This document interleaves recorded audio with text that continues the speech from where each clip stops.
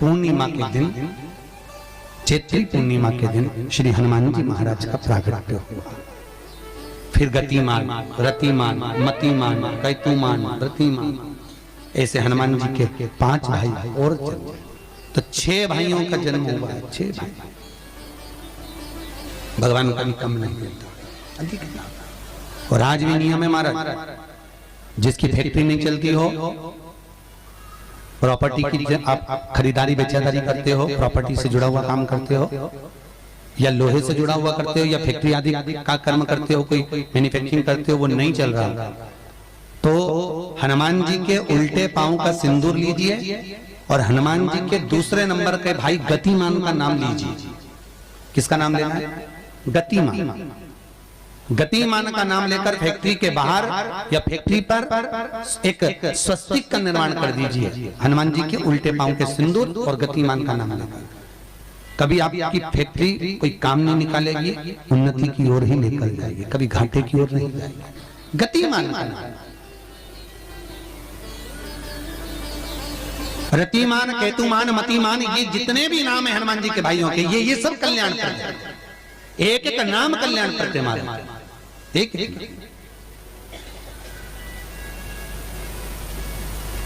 महाराज वो जिन बच्चों को निमोनिया हो जाता है ना, वो सर्दी का कोटा रहता है, बहुत सर्दी बच्चों को बनी रहती है, तो हर दिन 5-10 दिन में वापस दौड़ के डॉक्टर के पास लेके जाओ, फिर डॉक्टर के पास ले। वैसे तो डॉक्टर के पास बच्चे आजकल के जमाने के जाते ही जाते हैं, हर 15 दिन 20 दिन में, तो इसके पीछे वो चले जाए।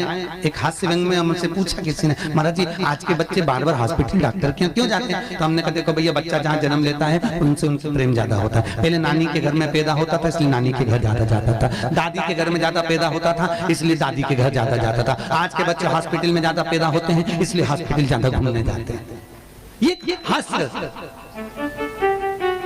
पर यदि बच्चे को सर्दी ज्यादा होती है, निमोनिया ज्यादा होता हो, ठंडा का कोटा ज्यादा रहता हो, तो पीपल के 5 पत्ते महाराज उस पर घृत लगाकर हनुमान जी के तीसरे नंबर के भाई व्रतिमान का नाम लेकर, व्रतिमान का नाम लेकर बच्चे की छाती पर एक वस्त्र से उसको बांध दीजिए, रात्रि भर बंधे रहने दीजिए महाराज। और बांधना कौन से दिन है? 12 तिथि को, बस एक बार बांधना, उसके बाद सर्दी का कोटा नहीं रहता महाराज, बच्चा स्वस्थ अपने आने में। व्रतिमान हनुमान जी महाराज के जितने भी भाई हैं, सबका आनंद सुख चरणारविंद का सुख देने वाला भगवान श्री हनुमान जी महाराज चैत्र की पूर्णिमा के दिन प्रकट होते हैं। महाराज पवन तनय संकट हरन मंगल मूरत रूप, राम लखन सीता सहित हृदय बसौ सुर। श्री हनुमान जी महाराज का प्रागट्य होता है, चारों तरफ सुख ही समाहित हो जाता है, आनंद ही आनंद स्थापित हो जाता है चारों।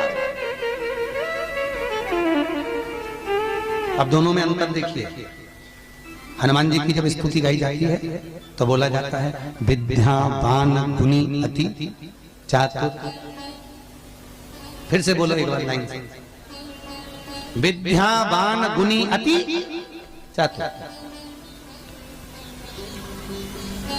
हनुमान जी विद्यावान थे और लंका का राजा रावण विद्वान था।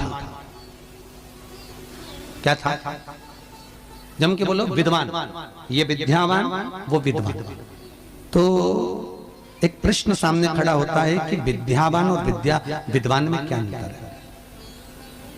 हनुमान जी विद्यावान गुणी अति चातुर, रावण विद्वान, तो दोनों में अंतर क्या है? विद्वान ये भी विद्वत्ता से विद्वत्ता, वो भी पढ़ा लिखा, ये भी पढ़ा लिखा। अष्ट सिद्धि नवनिधि उनके पास में, इसके पास। तो फिर अंतर क्या है? तो शिव महापुराण की कथा कहती है, जिस व्यक्ति को पढ़ कर विद्या अर्जन कर खूब पढ़ाई करते करते करते करते करते करते अच्छा पद जब मिल जाता है और उसको जब अहंकार आ जाता है तो वो विद्वान हो जाता है। और जिसको पढ़ कर खूब अच्छी सिंहासन भी मिल गया, उसके बाद भी उसका चित्त वृत्ति नम्र होता चले जाता है, तो वो विद्यावान हो गया। विद्वान में अहंकार है, विद्यावान में नम्रता है। बहुत ध्यान देना हमारा। कई लोगों को पढ़े लिखे थे अप टू डेट बन के हमारे बराबर कोई अहंकार आ गया। मतलब तुम विद्वान हो, बहुत विद्वान हो, मना नहीं है, तुम्हारे में विद्वत्ता की कमी नहीं है, सारे वेद पुराण शास्त्र सब तुम्हारे में भरे हुए हैं, सारी पढ़ाई लिखाई तुमने भरी हुई है, तुम बहुत विद्वान हो।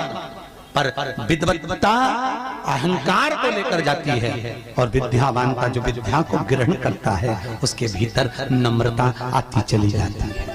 नम्रता, कोई कोई व्यक्ति ऐसा होता है जिसके पास भगवान पैसा खूब देता है तो उसको नम्रता देता है, खूब नम्रता, इतना प्रेम से बोलेगा, इतना मीठा बोलेगा, और बोलो साहब और मेरे लिए कोई सेवा हो तो बता दो, और बोलिए साहब, इतनी नम्रता। और किसी किसी के पास में अहंकार इतना ज्यादा आ जाता है धन के साथ में कि वो किसी गिनते ही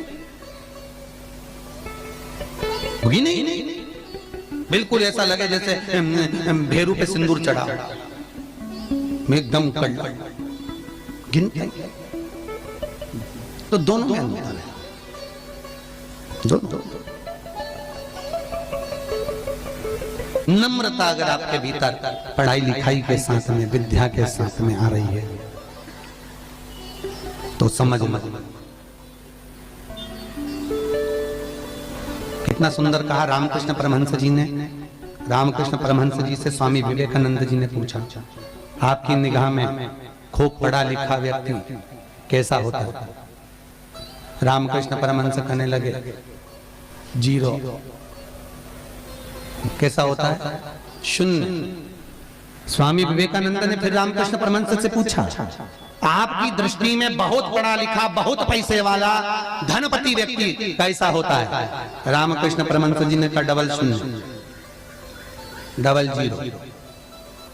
स्वामी विवेकानंद जी ने फिर पूछा रामकृष्ण परमहंस जी से, गुरुदेव आपकी दृष्टि में पढ़ा लिखा व्यक्ति, बहुत धनपति, सब ज्ञान में निपुण, वो व्यक्ति कैसा होता है? रामकृष्ण परमहंस ने कहा, ट्रिपल जीरो, 3 शून्य। स्वामी विवेकानंद ने कहा, गुरुजी अगर ये सब शून्य की गिनती में आ गए तो कीमत किसकी होगी? रामकृष्ण परमहंस जी ने कहा, सारे ज्ञान प्राप्त करने के बाद जो झुकना नहीं जानता, नम्रता नहीं जानता, वो जीरो के बराबर ही होता है।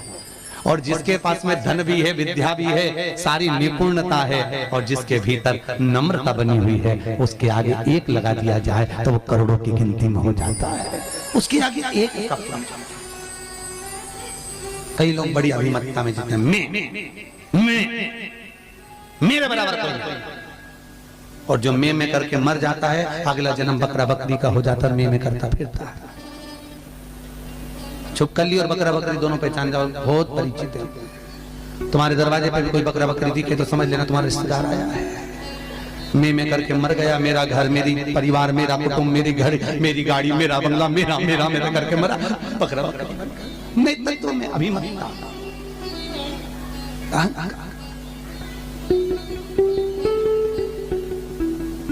गुरु नानक देव जी महाराज का शब्द याद करो, कुछ भी मेरा नहीं है, सब कुछ तेरा, सब कुछ तेरा। इसलिए बोले सोनिहाल, सब कुछ तेरा, हमारा कुछ है, हमारे भीतर कुछ है तो वो परमात्मा। हनुमान जी महाराज प्रकट हुए और अष्ट सिद्धि, कितनी?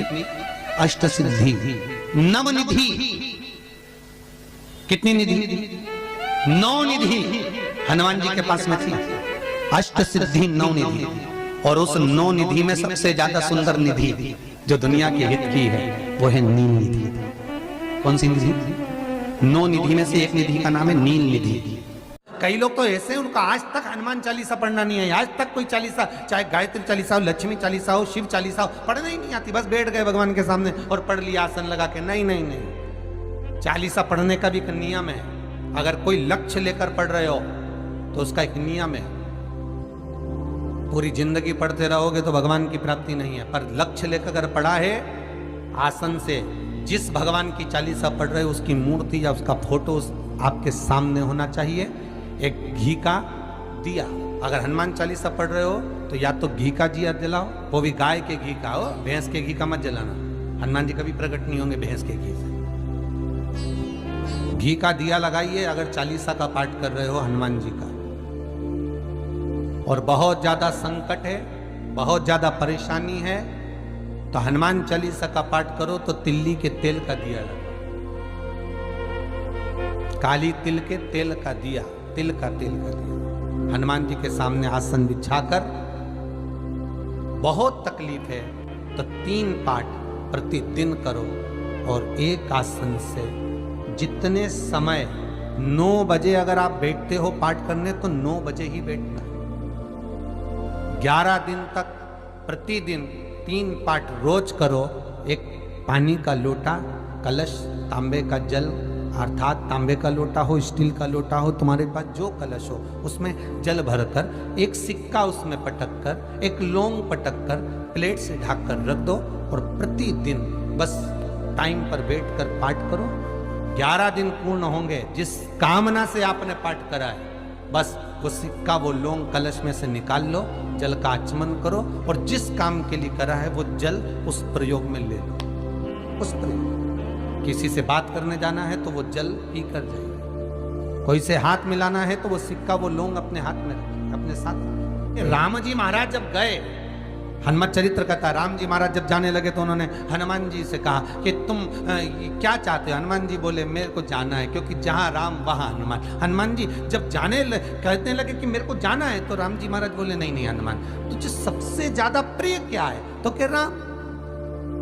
तो हनुमान तू कह रहा है सबसे ज्यादा प्रिय है, राम प्रिय है, तो एक बार जिस समय देवऋषि नारद का अपमान हुआ, विश्वामित्र बाबा का अपमान हुआ, उस समय पर एक राजा ने जब अपमान करा तो तूने उसको राम नाम लिखकर एक जगह पर बिठा दिया और कहा कि तू राम नाम जपते रहे। उसने राम नाम जपा। तब हनुमान याद कर, मेरे सम्मुख में तू खड़ा था और युद्ध होने वाला था, तो तूने क्या कहा था? प्रभु आप इसको मार नहीं सकते क्योंकि ये आपका नाम ले रहा है। राम से बड़ा होता है राम का नाम, आप इसे मार नहीं सकते। तब आपने ये संवाद कहा था, हनुमान बता तेरी प्रियता क्या है? हनुमान जी कहते हैं प्रभु आपने मुझे जगा दिया, क्योंकि मुझे श्राप ये मिला था कि तू जागेगा किसी की जगाने पर, आपने मुझे जगा दिया। इसलिए है नाथ, अब मैं जाना नहीं चाहता, सत्संग करना चाहता।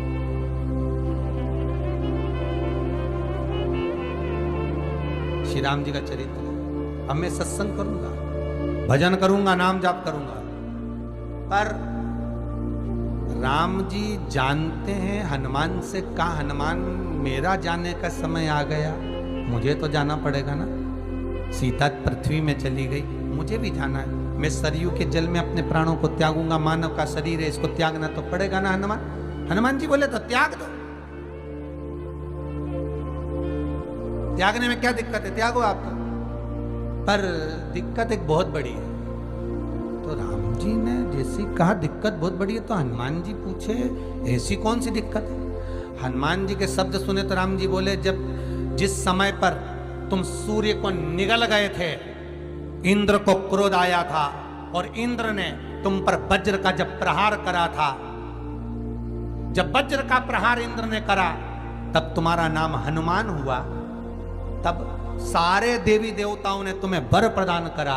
उस जगह पर यमराज भी खड़ा था, तो यमराज ने तुम्हें वर दिया था कि जहां हनुमान होगा वहां यमराज नहीं होगा। अब दिक्कत यह है कि मुझे प्राण त्यागना है और तू मुझे 1 मिनट के लिए नहीं छोड़े तो यमराज आएगा कैसे? दिक्कत वहां अड़ी पड़ी।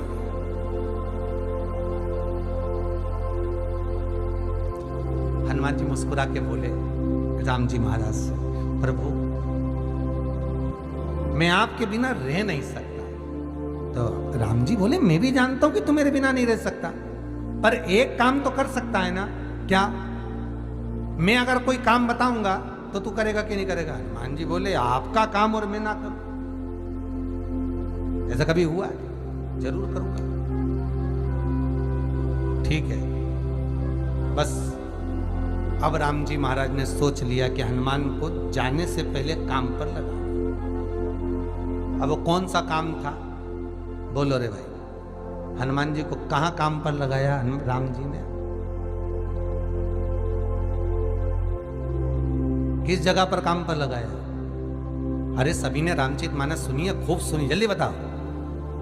राम जी महाराज ने प्राण त्यागते समय सरयू जी में प्राणों को देते समय राम जी ने हनुमान जी को किस काम में लगाया था कि राम जी ने अपने हाथ की एक मुद्रिका जिस पे राम लिखा हुआ था, वो मुद्रिका एक अयोध्या की एक सरंग में जमीन में डाल दिया और हनुमान से कहा जा जरा ढूंढ के लेके आ, मैं अभी घूम कर आया। और हनुमान जी तलातल रसातल भूमि के नीचे पताल में चले गए उस मुद्रिका को ढूंढने के लिए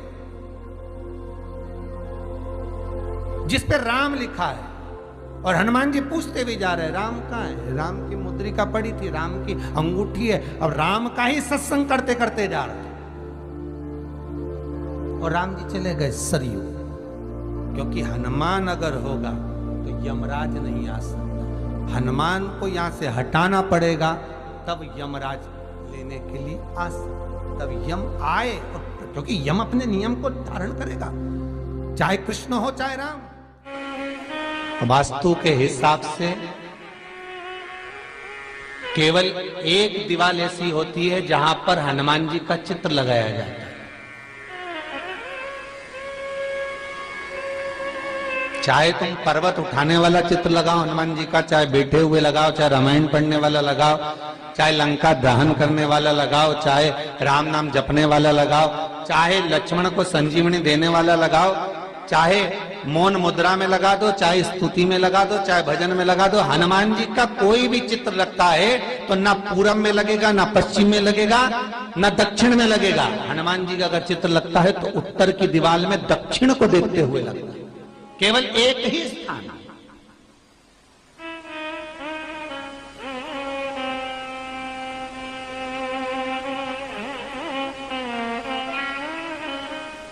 जैसे पूर्वजों के चित्र को, पितरों के चित्र को, गए हुए हमारे जीवों के चित्र को दक्षिण में विराजमान किया जाता है, उसी तरह हनुमान को उत्तर में विराजमान कर कर दृष्टि दक्षिण में कर दी जाती है।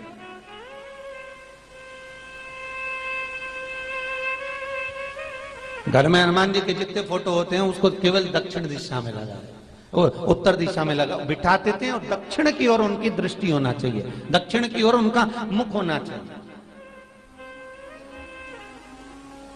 क्यों?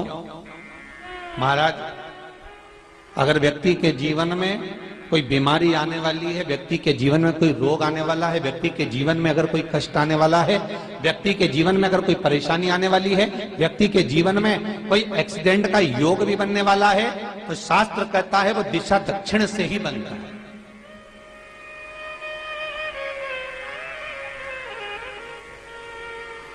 ये दक्षिण जो दिशा है ये यम की दिशा है महाराज।